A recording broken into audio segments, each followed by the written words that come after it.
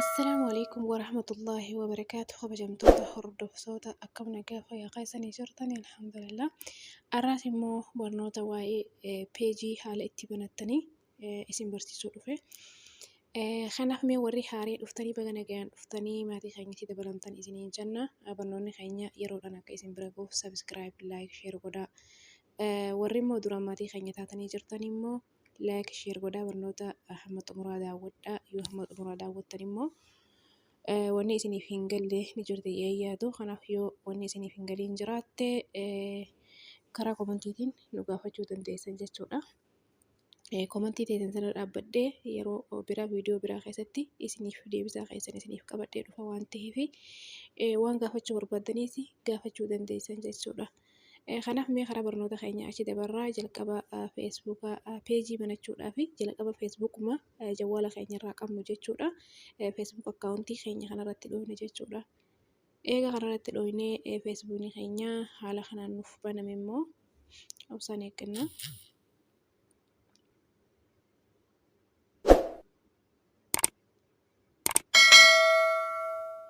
Eega haala kanaan nuuf baname gubbaa kanarra dhufnee jechuu bakka sarara sadii gubbaa kanarra jiru kanarra sarara sadeen kanarratti dhoofna. Eegasii kunoo haala kanaan banama.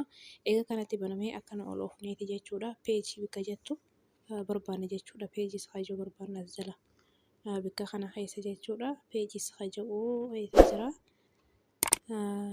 Kunoo gubbaa kanarratti ol bahee jira. Maaliif asirratti ol bahee? Isin immoo as keessa barbaaddanii as keessaa peejii hajuu kan mallattoon kun alaabaa fakkaatu dura jiru kana jechuudha. Argachuu dandeessan jechuudha. Ani immoo waan peejiin as jalatti hedduu banamee jiruu fi asirratti ol bahee jechuudha. Isin immoo bakka kana keessatti argattan. Kanaaf mallattoon akkana kun kan dura jiru kana peejii hajuu kanarratti barbaaddanii irratti daawwattan jechuudha. Eegasii kunoo gubbaa kanarra jalqaba barreeffama kunoo gubbaarra jiru kana isa jalqaba kireet hajuu kanarra kireetii kanarratti dhooftan jechuudha. Eegasii kunoo kana gabbuutaniiti get started hajuu kanarratti dhooftan jechuudha. Eegasii kunoo maqaa what do you want to name this page maqaa peejii kanaa itti barreessee jira. Maqaa peejii itti banachuu peejii barnoota haa ta'u maqaa keessan haa ta'u maqaa peejii itti waan hojjechuu deemtanii sana haa ta'u asirratti barreessitan jechuudha. Mi'aan maquma tahee tokko itti barreessee isinitti agarsiisa. Ani garuu barachuu hin barbaanne isinumatti agarsiisuuf jecha jechuudha. Maaliin ja'anii mee maqaa namaa haa ta'u maquma namaa tokko itti barreessuus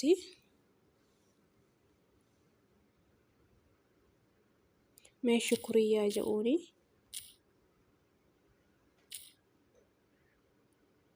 shukuriyaa Ahmadiin jaamme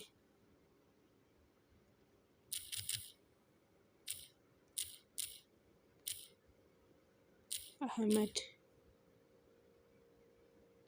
shukriyaa Ahmad eegaan akkanatti jee booda jala kanarra isin immoo maqaa barbaadan itti barreeffachuu maqaa keessan haa ta'u maqaa peejii sanaa haa ta'u maqaa peejii waan hojjechuu deemtanii sanaa haa ta'u itti barreessuu dandeessanii. Eegasii immoo kunoo next hajuu kanarratti dhoofne jechuudha. Eega next irratti dhoofne haala kanaan nuuf dhufe malee what category based description peejii waan peejii kana jalatti jechuudha. Baratamaa jechuudha. Peejii kana jalatti waan hojjettanii kaameeraa inda footoodhaa fi kaameeraa personal bloogii beauty inda kanneen jechuudha. Footoo kaasuu kanneen yoo barbaaddan immoo amma ani fakkeenyaaf kaameeraa inda footoo numaan ja'anii kanaaf eegaan irratti sadi barreessii ja'a. Sadeen immallee kabiraa kunoo lameen kan itti barreessa. Kanaan booda isin immoo sadiis barreessuu dandeessa jechuudha. Eegasii immoo kunoo next hajuu kana jira. Next kanarratti ndahaa. Eegasii kunoo ammallee akkanatti dhufaa. Adrees bakka bootaa bakka jirtan jechuudha. Biyya Itoophiyaa jiraattanis biyya alaa Ameerikaa jiraattanis biyya Arabaa Saa'udii jiraattanis bakka jirtan jechuudha. Bakka kana akkana gaxxooytanii akkana gaxxooytanii bakka silaawaatti barreessan kana akkasi gaxxooytanii kana asoofeeti asitti isiniif fide jechuudha. Gubbaa kanarratti yoo Saa'udii jiraattan Saa'udii jettanii itti barreessitanii yoo ammoo biyya Faranjii jiraattanii Ameerikaa jiraattan Ameerikaa jettanii akkasitti barreessitan. Kanaaf ammoo ani yoo nan Saa'udii jee walitti barreessee isin immoo dhufaa yookaan immoo biras kutuu dandeessan jechuudha. Akkasitti duuba deebitanii jala kanarra gabbuutanii bakka itti barreessitan bakka kunoo doonti bika mallattoo sanduuqa kana ni agartanii kana keessa ho'aatan raayitii gootaniituma bira dabartan jechuu biyyi jirtanitti barreessuu hin barbaanne immoo yoo dhiif waan adda addaa waan namni meeshaa bittaa fi gurgurtaa peejii kana jalatti habeessistan taate bika jirtan san beekeeti namni beekuu danda'a jechuudha. Namni biyya keessa jirtan sanii beekuu danda'a. Kanaaf immoo yoo waan bittaa gurgurtaa waan akkanaa hojjettan taate immoo itti barreeffadhaa biyya keessa jirtanii yookaan immoo bira kutuus dandeessan. Kun amma raayitii godheetiin eegsiboota nekstii kanarrattidha jechuudha. Saniin booda kun ammallee haala kanaan dhufa. Do you have website for Shukriyaa Ahmed websaayitii itti guuttadhu lakkoofsa websaayitii ani immoo websaayitii hin qabu. Kanaaf immoo yoo qabaattan immoo isin liinkii websaayitii bikka kana qaqqabdaniituma paastii gootanii koppii gootan jechuudha. Asirratti bikka enter websaayitii yoo kanarratti koppii godhatanii jechuudha websaayitii. Kanaaf amma ani kanaaf yoo hin barbaanne immoo yoo hin qabaannes immoo liinkuma qabdan jechuudha. Liinkii telegiraamaa, liinkii yuutuub waan qabdan immoo liinkuma qabdan asirratti godhachuus dandeessan jechuudha. Kan namni isin quunnamu. Kanaaf immoo ani immoo waan hin barbaanneef immoo asirra bakka kunoo sanduuqa kanarra tuqeetiin I don't have a website. Websaayitii hin qabu. Kanaaf hin qabu jee bikka raayitii kana godhe. Saniin booda nekstii kanarratti dhahee nekstii godhaa jechuudha. Eegasii kunoo akkuma piroofaayilaa keessan piroofaayilaa feesbuukaa jechuudha. Feesbuuk akkaawuntii keessan piroofaayilaa ammatti irraa jijjiirrattanii haaluma saniin kun bikka kana gattuu hidhanii eegasii bikka piroofaayilaa isin geessaa piroofaayilaa irratti jijjiirrachuu qabdan jechuudha. Bikka kanallee bikka kunoo gubbaa kanaasi bikka kabaraa kanaasi akkasii gattuu hidhaniituma kabaraas irraa jijjiirrachuu dandeessanii eegasii immoo dangootanii jechuudha. Nama waan jijjiiruu hin barbaanneef immoo fakkeenya waan isiniif godhaa jira malee banachuuf yaaleetii miti. Kanaaf danii kanarratti dhiyeetumaan bira qoteessanii akkasitti eegatti gootamu dangootaniituma bira qottanii kunoo haala kanaanii akkanatti kunoo dhufa banamee jira jechuudha. Eegasii kunoo ammallee yooniif akkanatti lakkoofsa foonoo nambara keessanii yoo isin gaafatu taate lakkoofsa waastaappii jechuudha. Waastaappiidhaan jechuun namni gizee gaddahee jechuudha. Peejii keessan jala seenee waastaappiidhaan illee isin quunnamuu danda'a. Kanaaf immoo lakkoofsa waastaappii keessanii itti guuttattan jechuudha. Bikka kunoo fuula kana duraa kanarra dhooytaniiti bikka amma lakkoofsi mul'atu kanarra dhooytanii biyya keessa jirtan sanii asirratti guuttan biyya keessa jiraattan jechuudha. Amma fakkeenyaaf Suudiitu jira. Suudii isheetiin itti guutaa barbaada Suudii jechuudha. Akka lakkoofsi keessan sirriitti isiniif galuuf fakkeenyaaf South Africa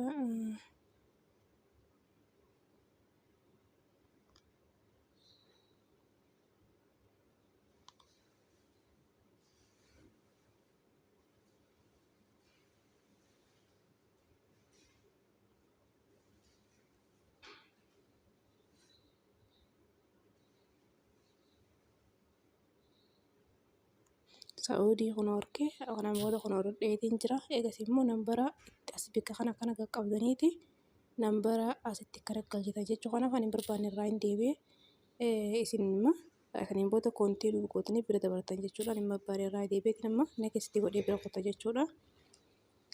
Egaa nekstii akkasii godhee akkanatti dhufee aad imeejii ja'a imeejii waan gartee poostii godhuu barbaadu yoo kanatti aad imeejii jeesanii dhufee akka imeejii ammallee imeejii reefuun tanaa sanii reefu waan piroofaayilii irraan galchiniif ammallee imeejii bikka kana dhooyitnaan imeejii irra galchijaa irra galfachuu dandeessan galarii keessaa isin keessaa. Kanaaf amma karaa harka bitaa kan akkatti cooftanii invite friendii ja'a. Kanaan booda bikka invite friendii jettu kana irra dhooyitaniiti kunoo firootota bakka fakkiin namaa jirtu kana ni agartanii firootota keessan jechuudha. Invite goota fakkeenyaaf mee irratti hin dhahaa. Eegasii gizeen akkatti irra dhahee liinkii ni ergitaniif jechuudha. Invite kanaaf select all jedhama 337 jala jira. Kanaaf bikka takkatti select all kanarratti dhooyitanii eegasii kunoo jala kana gabbutanii seentii invite kanarra gad dhooyinan itti ergamee jira jechuudha. Nama irraa hin deebi'a. Kanaan booda ammallee akkasitti irraa deebitanii akkanatti cooftan ammallee join gruupiin waa isin barbaachisu. Kanaaf connect to waastaappiidha ja'a. Akkuma reefu isa waastaappii reefu waan ittiin galchiniif ammallee lakkoofsa waastaappii itti galchichaa akkana gad dhooyitanii itti galchitan jechuudha. Akka isiniif fidu taate jechuudha. Yeroo lakkoofsa itti galchaa jee lakkoofsa itti galchuu dandeessanii jechuudha. Haala saniin booda peejiin keenya banamee jira. Mee peejii san dha'ineeti laallaa peejii sangaa meen ilaalla jechuudha. duuba deebina.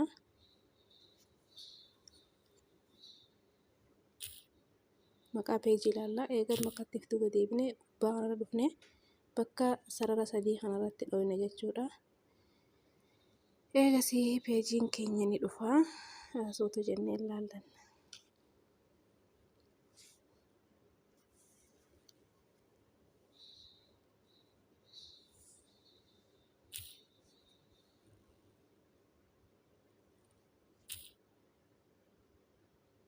Amma kunoo peejiin dhufee jira jechuudha. Bakka amma kunoo your 6 peejii kan peejii ja'a jalatti argama.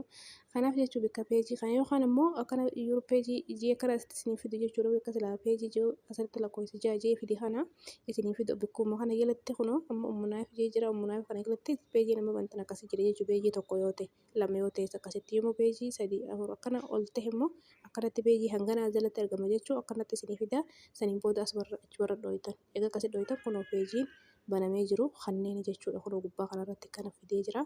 Yoo tokkoo fi lama ta'e jechuudha jalatti argama malee akkanatti labbaa kanatti akkana gubbaa kanarratti isiniif fidu. Kanaaf kunoo asirra jira jechuudha. Asirratti kunoo laallachuu dandeenya.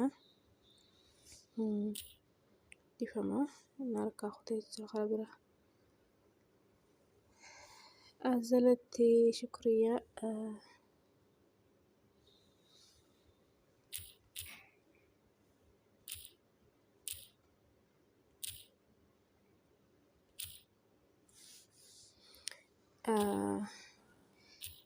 Achi keessaa na baasee jira. Kanaaf jechuun kunoo asirratti peejiin banamee jiru hundi asitti argama. Kunoo shukriyaa kaja'uu ni agartanii dhumarra jira jechuudha. Kanaa kunoo banamee jira irra dhooyinee ilaalla kunoo shukriyaa Ahmed kunoo jechuudha. Akkanatti peejii banattanii waan eega banattaniin booda isiniin dhibu xiqqoon waan barreeffama inni isin gaafatu itti galchitanii waan rakkoo hin qabu jechuudha. Waan dheedhinuu isiniif gala akkuma feesbuuk akkaawuntii banuutu nama dhiba malee isa kana banuu nama dhiba jechuudha. Kun imeelii nu gaafatu wanta kan nu gaafatu jechuudha. Kanaaf paaswordii nu gaafatu wanta kan nu gaafatu santuura nama dhiba. Kanaaf immoo waan isiniif hin galin immoo irra deebitanii mallee gaafachuu dandeessanii barnoonni har'aaf qabadhee dhufe kanuma hamma barnoota dhufu walitti dachaanutti nagaan naaf tura.